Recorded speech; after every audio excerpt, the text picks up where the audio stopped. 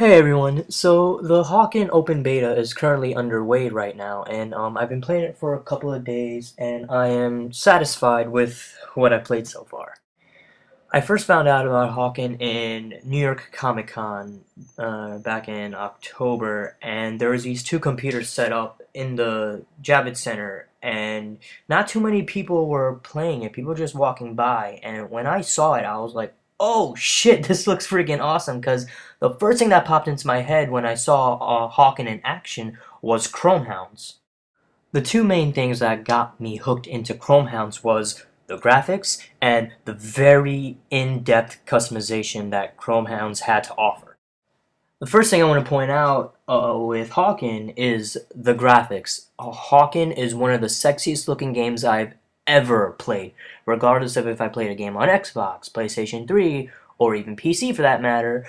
Hawken is one of the most beautiful games I have ever freaking played. Now, before getting into this, what concerned me was if my PC can run it. The first thing that I wondered about was my graphics card. Now, my graphics card is a NVIDIA GeForce GTX 550 Ti.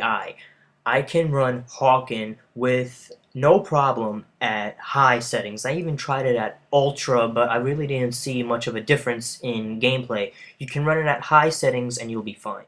And also, with the computer I'm running Hawken on, I have a hex core which runs at 3.6 gigahertz, but with Hawken's minimum requirements, I think you need 2 gigahertz with at least 3 to 4 gigs of RAM. Hawken is a first-person mech shooter, and you can play multiplayer with up to 7 people per team, and it's highly recommended to play as a group. Do not wander off. Always stick with the group. If you wander off, you will die a lot. You will die a lot. Now, there are 4 game modes in the beta. You have your deathmatch, your team deathmatch, you have missile assault, which is similar to Call of Duty's domination. And lastly, there is Siege, in which you and your team have to collect energy units so that a battleship will destroy the enemy base. Now, there is a leveling system to Hawken. Most of the time, whenever you level up, you get an optimizing point, which you can use in a skill tree to make your defense better, to make your attack power better, or to make your speed better. Now, at a certain level, you can change your weapons. You can choose an assault rifle, you can choose a submachine gun, you also have the ability to deploy shield bubbles, you can also deploy turrets on the battlefield, you can even change the look of your mech. You can put chassis on your mech, different cockpits, arms, feet, and even change the camo of your mech. Now, I mentioned Chrome Hounds at the start of this video, and Hawken does remind me a lot of Chrome Hounds, but what kept me coming back to Chrome Hounds was the customization of Chrome Hounds, how in-depth it was.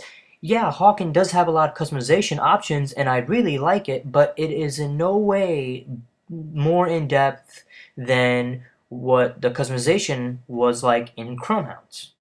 Then again, Chrome Hounds was a mech simulator, and this is more of a mech game, which is a very good mech game.